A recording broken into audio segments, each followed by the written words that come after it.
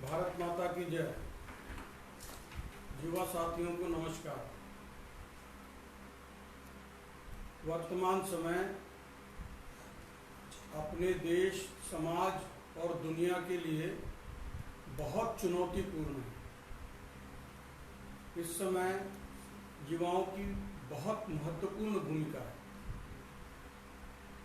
जैसे अपने देश का सोच है, आज का युवा या आज का विद्यार्थी कल का नहीं, आज का नागरिक है, क्योंकि वर्तमान परिस्थिति से वह प्रभावित होता है और उस परिस्थिति को बदलने की उसमें उत्कंठा रहती है और उसको ठीक करने की दृष्टि से वह फिर कुछ प्रयत्न भी चालू करता है।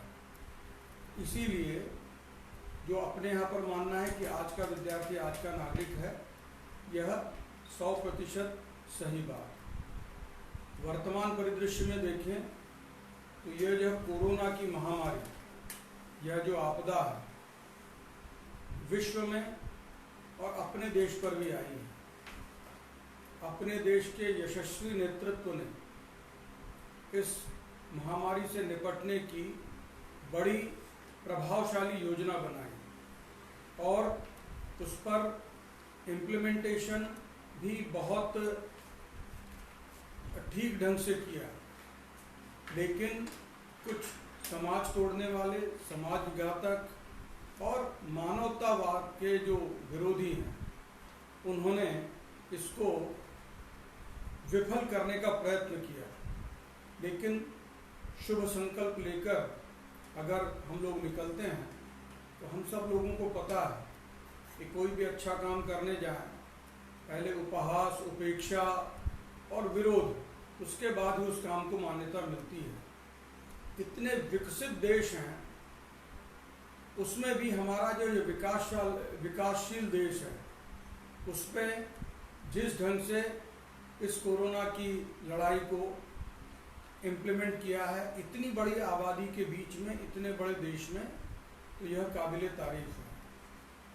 इस सब में मानवता का सबसे बड़ा विरोधी चीन पूरी तरीके से एक्सपोज हुआ है और सारी दुनिया के सामने उसका जो बर्बरतापूर्ण यह कार्रवाई है, यह जो दुनिया के सामने आई है। हम सभी युवा तरुण जो राष्ट्रवादी हैं और अपने राष्ट्र के प्रति और पूरी तरीके से हम लोग समर्पित हैं, तो यह विचारक, चिंतक माननीय दत्तोपंत ठेंगड़ी जी, जब डंकल प्रस्ताव आया था, बाद में गैट आया और उस सब में स्वदेशी की जो अलख माननीय दत्तोपंत ठेंगड़ी जी ने जगाई, तो यह उनकी जन्म शताब्दी का भी वर्ष है। तो ऐसे समय में युवाओं को हर दृष्टि से अब चीन की हर प्रकार से उसका बहिष्कार करना है। चीन द्वारा उत्पादित सस्ती सामग्री, कुल मिलाकर के मास्क और जो त्वरित कोरोना का टेस्ट करने वाली किट है, और हर जगह पर वो एक्सपोज हुआ है। कहता कुछ है और करता कुछ है। तो हमको स्वदेशी के भाव को जगाना है और हमारे देश का जो सारा नेतृत्व है, इस दृष्टि से प्रयासरत है। तो हम सब युवाओं की बहुत महत्वपूर्ण भूमिका है कि नीचे तक यह बात, स्वदेशी की बात और चाइना का हर दृष्टि से बहिष्कार, यह बहुत महत्वपूर्ण है। विभिन्न इंडस्ट्रीज पर और फाइनेंशियल इंस्टीट्यूशंस पर कैसे कब्जा किया जाए, उसका यह षड्यंत्र बहुत एक्सपोज हुआ है। अपने भारत में भी प्रयत्न किया और विदेशों में भी कई जगह पर, तो इसके कारण से कुछ योजना बनाई है। तो हर व्यक्ति, हर युवा अपने व्यक्तिगत जीवन में, अपने पारिवारिक जीवन में, हम जिस स्थान पर रहते हैं, अपने गली, मोहल्ले, शहर और जहाँ तक हमारी पहुँच है, इस बात को नीचे तक पहुँचाने की आवश्यकता है। और हम सब भारत में रहने वाले भारतवासी बहुत संवेदनशील है और अपने यहाँ की मान्यता है कि जो भी जीवित हैं, हम तो चर अचर जड़ चेतन सब में मानते हैं। पंडित दीनदयाल जी का भी कहना था, एकात्म मानव दर्शन, कि जो मुझ में है वह तुझ में है और सब जगह सर्वव्याप्त है।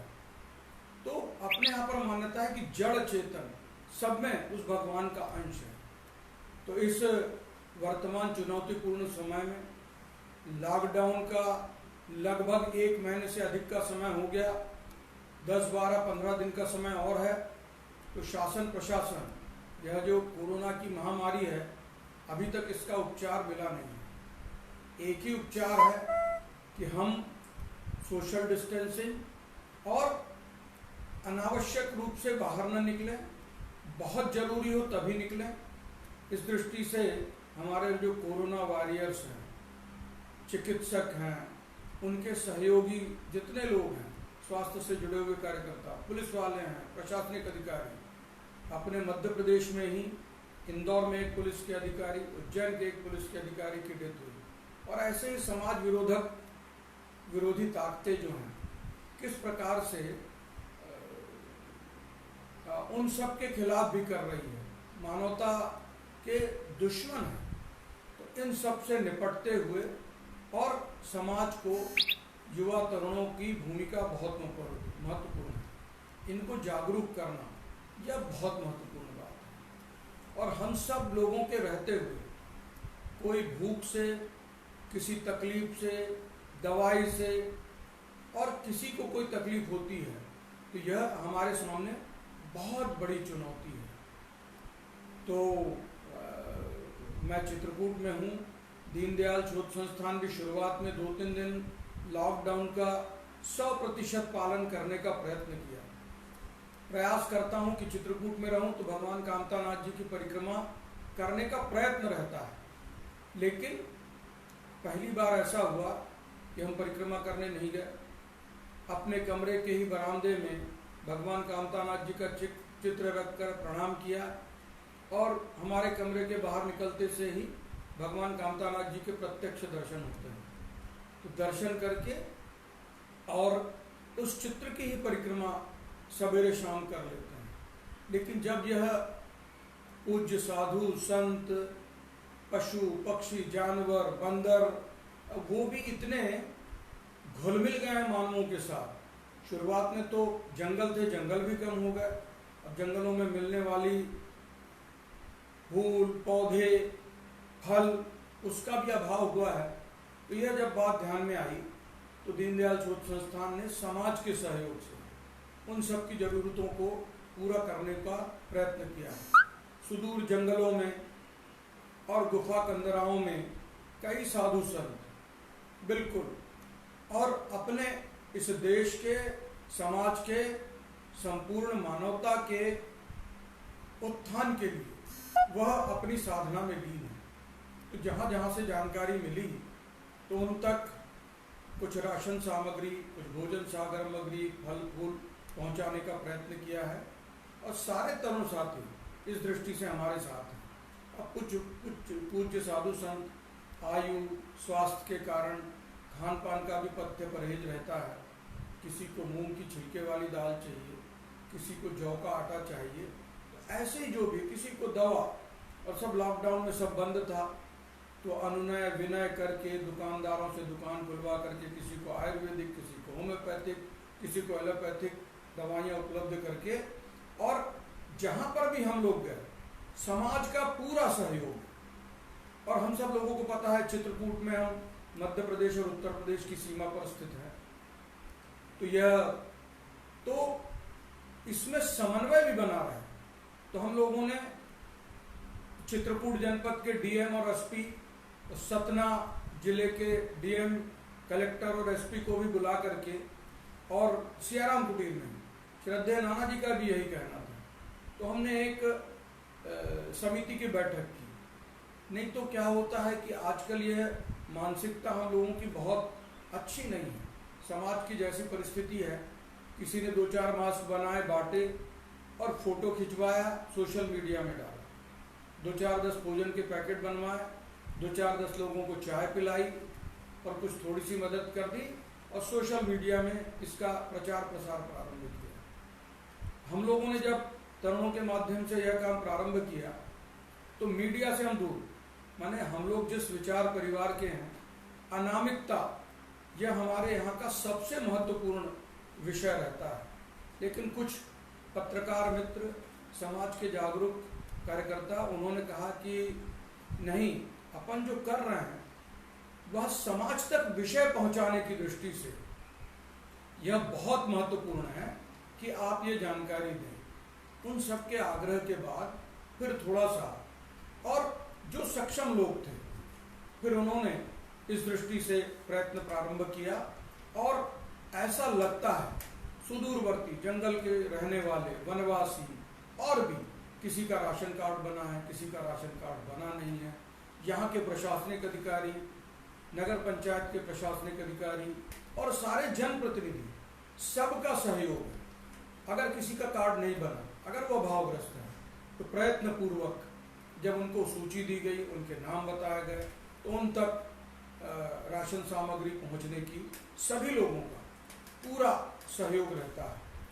तो एक बात पिछले दिनों जब कुछ पत्रकार मित्रों ने बात की, तो मैंने कहा यह जो वर्तमान संकट का काल है, जो सक्षम लोग हैं, अगर वह अपनी क्षमता के अनुसार काम नहीं करते हैं, तो हमको, हम सब लोग जो भारतीय विचार को मानने वाले हैं, ऊपर वाले को जवाब देना पड़ेगा या अपने गिरेबान में हमको जांच करके देखना पड़ेगा। तो इस दृष्टि से इस सब का बहुत अच्छा, कई सामाजिक संगठन बहुत अच्छा काम कर रहे हैं। कई तरुण अपने अपने स्तर पर जितनी उनकी क्षमता है, माने आर्थिक क्षमता और बौद्धिक क्षमता, उस आधार पर करने का प्रयत्न कर रहे हैं और उसका बहुत अच्छा रिस्पॉन्स है। जहाँ से भी जानकारी मिलती है, कई पत्रकार मित्र, समाज के लोग पहले अपने स्तर पर करने का प्रयत्न करते हैं, जब सीमा के बाहर हो जाता है तो फिर हम सब लोग या ऐसे जो और क्षमतावान लोग हैं, उनसे सहयोग लेने का प्रयत्न करते हैं। ऐसे ही पूज्य गोविंददास जी महाराज, वह 1 महीने की 84 कोस की परिक्रमा चित्रकूट की चलती है। लॉकडाउन प्रारंभ होने वाला था, उसी दिन वह परिक्रमा समाप्त हुई। 550 से अधिक साधु संत, गृहस्थ, महिला पुरुष उस यात्रा में थे। उनके आश्रम में फंस गए लगभग 300 से ज़्यादा प्रतिनिधि। फिर उन सब की भी चिंता पूज्य गोविंददास जी कर रहे थे। हम लोग बात करने भी गए कि कोई मदद की आवश्यकता है। उन्होंने कहा कि नहीं, भगवान की कृपा से सब ठीक चल रहा है। लेकिन फिर समाज के सहयोग से थोड़ा सहयोग, प्रमुख द्वार के आदरणीय मदन गोपाल जी, वो भोजन पैकेट बनवा रहे हैं। जानकी कुंड ट्रस्ट भी अपनी शक्ति के अनुसार भोजन पैकेट बनवा करके बंटवा रहा है। ऐसे ही पूज्य रामभद्राचार्य जी के उत्तराधिकारी आदरणीय रामचंद्र दास जी, पूर्व नाम उनका जय मिश्रा जी हैं, वह भी कर रहे हैं। सब संगठन स्तर पर, अपने अपने स्तर पर, व्यक्तिगत स्तर पर, सुरेंद्रपाल विद्यालय के पुराने विद्यार्थी हैं अपने चित्रकूट के ही, वह भी अपने स्तर पर बहुत जिसकी जैसी शक्ति है और उसके अनुसार वो लोग करने का प्रयत्न कर रहे हैं। तो अब वर्तमान परिस्थिति में मेरा सभी विशेषकर तरुणों से निवेदन है कि इसमें अग्रणी भूमिका निभाना है और उसको, यह नेतृत्व उनको करना है। और एक बार समाज का विश्वास अर्जित किया तो सभी लोग इस दृष्टि से, बस कई बार यह जो वर्तमान समाज की परिस्थिति है कि उसमें भरोसा नहीं रहता। विश्वास अगर अर्जित कर लिया तो हमारे पास भी जब थोड़ा बहुत मीडिया के माध्यम से, सोशल मीडिया के माध्यम से समाज में अपने मित्रों के पास जहाँ जहाँ पर भी, तो सब लोगों के हम लोगों के पास फोन आ रहे हैं कि आप बताइए क्या मदद की जरूरत है, क्या कर सकते हैं। हमने कहा इस समय की परिस्थितियों में तन मन धन सब चाहिए। अब कहीं कोई दूर दिल्ली में बैठा है, कोई इंदौर में बैठा है, कोई भोपाल में बैठा है, कोई और कहीं भारत के किसी कोने में बैठा है, कुछ हमारे अमेरिका में, कुछ इंग्लैंड में मित्र हैं अपने भारतवासी, और अपने से जुड़े रहे, अपने संगठन से जुड़े रहे, तो सब लोग की क्या कर सकते हैं। अब एक बहुत सीनियर प्रशासनिक अधिकारी, दोनों पति पत्नी, अब मैं नाम नहीं ले रहा हूँ, उनको जब जानकारी मिली तो सीधे अकाउंट में 2 लाख रुपए उन्होंने भेज दिए, और अपने दिल्ली के जो कार्यकर्ता सारा काम देख रहे हैं, तो उनसे कहा कि और कोई ज़रूरत होगी तो मैं व्यक्तिगत स्तर पर, आजकल तो अपने देश के नेतृत्व में, पहले तो पिछले दरवाजे से भेजा जा सकता था, अब इतनी बड़ी रकम अगर उन्होंने भेजी है तो यह दीनदयाल ज्योति संस्थान के खाते में आई है, हमको रसीद भी देना है, उनको अपना पैन नंबर और एड्रेस भी देना है, तो इस सब की उनकी तैयारी थी। 2 लाख रुपए केवल यह सोशल मीडिया के माध्यम से उनको जानकारी मिली। और ऐसे ही कलकत्ता में रहने वाले सब सारा जो अपने काम से जुड़े हुए हैं, और ये सदगुरु सेवा संघ ट्रस्ट के जो चेयरमैन हैं आदरणीय विशद भाई, उन्होंने भी, जो मफतलाल उनका इतना बड़ा ग्रुप है, मध्य प्रदेश में, महाराष्ट्र में, गुजरात में, पीएम रिलीफ फंड में, सब जगह पर उन्होंने बहुत, माने संकट की घड़ी में जो जिसकी जितनी क्षमता है उससे अधिक कर रहे हैं। हमारे कई मित्र शुरू में 2-3 दिन निकले नहीं, फिर निकले, तो मेरा सबसे निवेदन है कि जो गाइडलाइन केंद्र, स्वास्थ्य विभाग और सरकारों की ओर से है, मास्क लगाना ही है, तो बिना मास्क, और हमारे प्रधानमंत्री जी ने कहा है कि आप गमछा भी बांध सकते हैं, लेकिन मेरा निवेदन है कि गमछा कई बार खिसक जाता है, मास्क एक बार मुंह में लग जाए तो फिर वो लगा ही रहता है। तो इन सब बातों का बहुत आवश्यक है कि हम लोग सैनिटाइजर, मेरी दृष्टि से अपने गांव और ग्रामीण क्षेत्र में, सुदूरवर्ती क्षेत्रों में, और ये जो लिक्विड सोप है, इस सब की बहुत आवश्यकता नहीं है। लेकिन अगर कहीं हम बाहर गए हैं, कुछ लोगों से मिले हैं, तो सिंपल साधारण साबुन से ठीक झक से 20 मिनट तक, 20 सेकंड तक हाथ धो करके, और ठीक ढंग से, इस सब में ध्यान में आए कि स्वच्छता का हम लोगों को बहुत ध्यान रखना है, कहीं पर भी थूकना नहीं है। और ये जो पान गुटखे के ऊपर राज्य सरकारों ने और केंद्र सरकारों ने भी नियंत्रण किया है, डॉक्टर लोग भी कह रहे हैं, धूम्रपान और इस सब पर, तो थोड़ा अब हम सब, यह युवा पीढ़ी का बहुत बड़ा कर्तव्य है, इस सब पर हम लोग नियंत्रण अपने पहले स्वयं पर करें। स्वामी विवेकानंद ने कहा था बी एंड मेक, पहले आप करें। कई बार अगर आप करते हैं उसका, बातों का अनुपालन, तो दूसरों को कहने की आवश्यकता नहीं। हम लोग भी अब काम के लिए गाड़ी लेकर के बाहर जाना पड़ता है सुदूरवर्ती क्षेत्र में, तो हमने प्रशासनिक अधिकारियों से अपने 3 वाहनों का पास लिया है, और अपनी मध्य प्रदेश और उत्तर प्रदेश, यह जो मझगांव विकास खंड है अपना सतना जिले का, और चित्रकूट जिले का करबी और आसपास का क्षेत्र है, उसके लिए हम लोगों ने पास लिया है, ऑफिशियली एप्लीकेशन दे करके पास लिया है, और पास लेकर के ही हम लोग निकलते हैं। और हमारे जितने साथी, और घरों में जो अपने कृषि विज्ञान केंद्र है, जन शिक्षण संस्थान है, उसके जो प्रशिक्षक हैं और जिन्होंने प्रशिक्षण प्राप्त किया है, शुरू में उनकी जितनी क्षमता थी कि 500 मास्क हम अपनी तरफ से बना करके देंगे, अब आगे कपड़ा आप हमें दे दीजिए, मेहनत हमारी रहेगी, बनाएंगे हम और बांट रहे हैं। 5-10 हज़ार मास्क अपने दीनदयाल ज्योति संस्थान के विभिन्न प्रकल्पों के माध्यम से बांटे हैं। अपने आवासों में रहने वाली माताएं बहनें जिनके घरों में मशीन है, उनका जितना हमारे पास है कपड़ा, भैया हम बना रहे हैं, बाकी हमें कपड़ा उपलब्ध कराइए, तो हम लोग कपड़ा बना करके, उससे मास्क बना करके हम आपको देंगे। मीडिया के लोग, शर्मा जी कानपुर जागरण के प्रमुख अधिकारी हैं, उन्होंने एक कपड़ा भेजा कि हमें मास्क बना करके भिजवाइए, चित्रकूट में बांटिए और हमें भी आप भेज दीजिए। उनको हम लोगों ने 500 मास्क भेजे हैं। तो हर व्यक्ति जिसकी जितनी क्षमता है, बौद्धिक क्षमता, यानी अपने कहते हैं यथाशक्ति यथामति, जितना जेब में अपनी क्षमता है, जितनी बुद्धि के अनुसार सोच करके। अब इस समय पर सब्जी भाजी नहीं मिल रही है, तो पूज्य साधु संत जो पूज्य गोविंदास जी के यहाँ पर 300 लोग रुके थे, तो उसमें से एक बड़ा ग्रुप टाठी घाट में पूज्य साधु संतों का जंगलों में निवास स्थान है। तो एक दिन उन सब का हाल हवाल लेने के लिए हम लोग गए थे। तो बड़े संकोच के साथ हमने बड़ा अनुनय विनय किया। तो बोले भैया अब सब्जी हमको कद्दू, लौकी, भाटा, आलू। तो बोले अगर हरी सब्जी कोई मिल सकती है, पालक, कहीं मेथी, मेथी तो है नहीं, पालक है, भिंडी है, करेला है।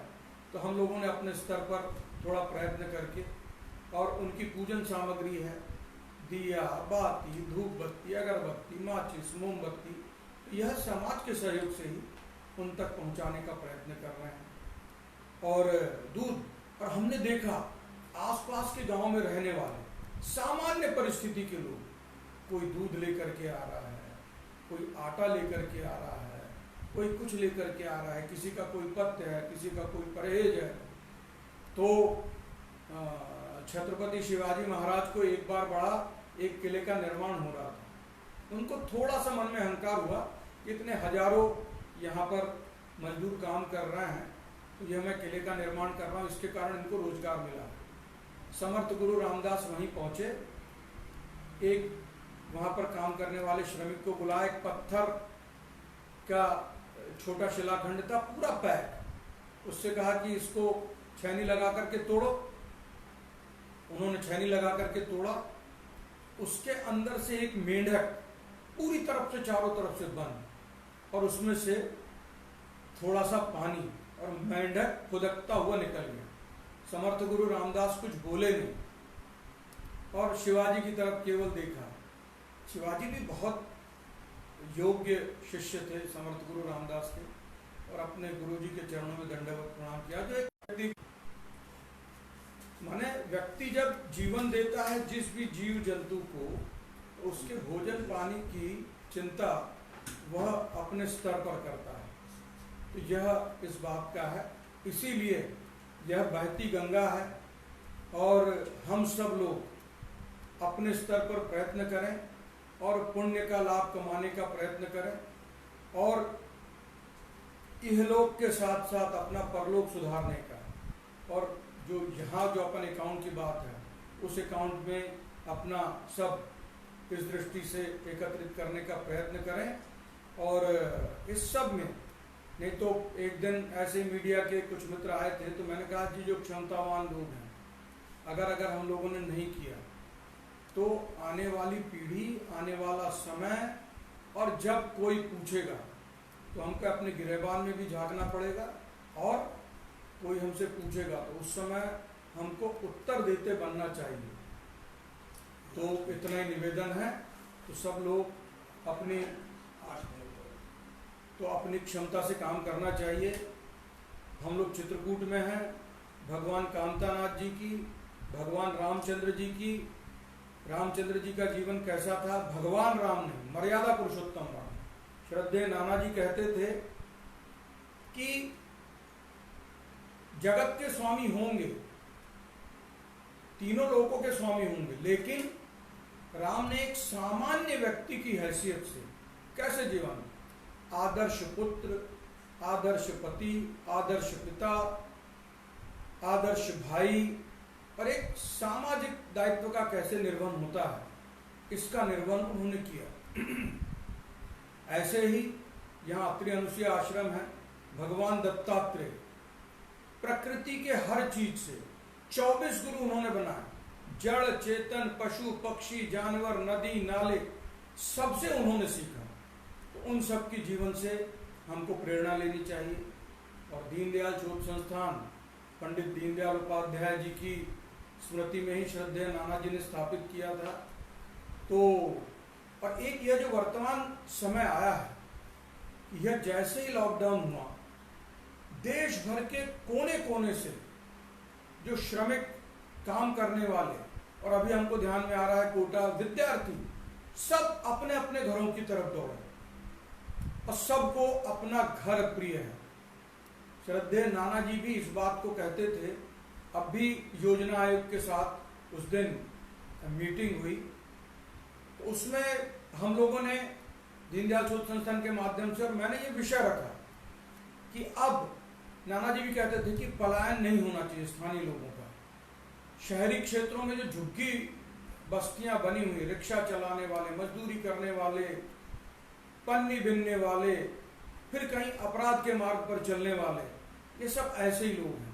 लेकिन ऐसे समय में सबको घर याद आया कि हमारा घर परिवार और गांव में रहने वाला कभी कोई भूखा नहीं मर सकता। हमने गांव में जाकर के पता किया, जो समाज शिल्पी दंपत्ति और गांव में जो अपने जगह जगह पर ग्राम विकास समितियां हैं, ग्राम संयोजक दंपत्ति, उनसे बातचीत की। उन्होंने कहा कि नहीं भैया सब ठीक है, भूख के कारण गांव में कोई मरने वाला नहीं है, ऐसी परिस्थिति है।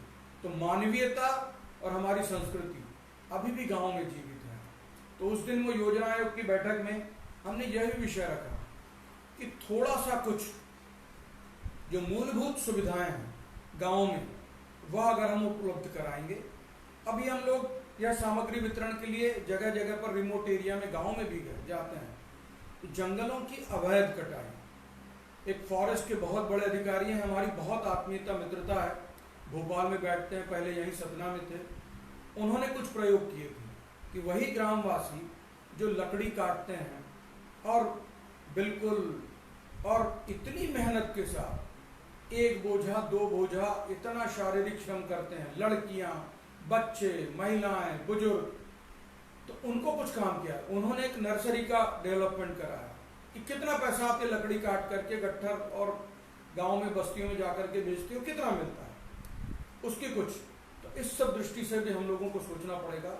ऑल्टरनेट श्रद्धेय राणा जी ने भी सोचा, जो अपने चित्रकूट में उद्यमिता विद्यापीठ है, ऑल्टरनेटिव जो मॉडल है डेवलपमेंट का, विकास का, और जो उपलब्ध संसाधन है और प्राकृतिक जो उपलब्ध संसाधन है, यहाँ पर जंगल है, उसमें जो जड़ी बूटियां हैं, आंवला है, हर्रा बहेरा है, सफेद मूसली, काली मूसली, शब्दावर और बहुत सारी, चिरौंजी है, इस सब को प्रोसेस करके, सेमी प्रोसेस करके या रॉ रूप में इकट्ठा करके, दीनदयाल से उस संस्थान जब यहाँ आया और नाना जी ने यह काम प्रारंभ किया, इस दृष्टि से भी हमको सोचना पड़ेगा, तरुणों को सोचना पड़ेगा, और जगह जगह पर गांव गांव में बस्तियों में जाकर के, और ऐसे जो पलायन करने वाले सब तरुण लोग हैं, उनसे बातचीत करके, और उस दृष्टि से भी सोचना पड़ेगा कि शहरी क्षेत्रों में झुग्गी जोस्तियाँ न बढ़ें और वह अपराध के मार्ग पर जाते हैं, तो गांव में ही रह करके